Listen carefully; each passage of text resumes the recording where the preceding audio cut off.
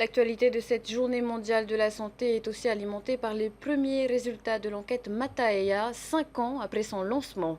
Et s'il mérite d'être confirmé, il montre que les Polynésiens ont hérité d'un fonds génétique qui les rend plus vulnérables à l'obésité. Les explications avec Esther Cuneo.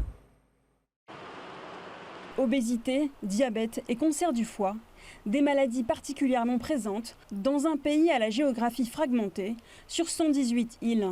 Des îles hautes et basses, où les populations sont exposées à des environnements différents. Ça a un impact sur le style de vie de la population, ça peut aussi avoir un impact sur les habitudes alimentaires et tout ce contexte peut potentiellement également influencer l'exposition et peut-être même la réaction et la susceptibilité à l'infection par les maladies infectieuses, mais en même temps également à d'autres types de pathologies et le développement par exemple de maladies non transmissibles.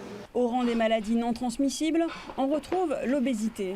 La génétique étant soupçonnée d'intervenir dans le développement de cette maladie complexe, le programme lui a consacré tout un volet.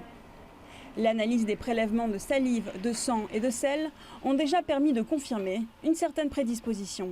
On met notre expertise en génétique humaine au service du projet Mataea pour essayer d'amener notre vision génétique de comment cette incidence accrue de l'obésité ou de la diabète pourrait avoir des causes génétiques et comment ces causes génétiques avec le mode de vie des populations européennes les rend plus vulnérables à des problèmes métaboliques et à des problèmes de réponse immunitaire. Les analyses ont notamment permis d'identifier 12 gènes qui seraient impliqués dans le risque d'obésité, de diabète, mais aussi dans le métabolisme du cholestérol et le niveau de lipides dans le sang.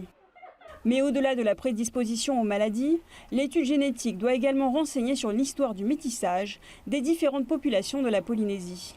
Une diversité génétique encore peu connue. En général, le monde de la génétique, il est trop centré sur les populations européennes. 78% de toutes les études au monde en génétique sont faites sur des individus d'origine européenne, tandis que les individus d'origine européenne ne font que 16% des habitants de la planète. Donc, il faut être inclusif, il faut s'intéresser à d'autres populations. Les Européens ne sont pas les humains de la planète.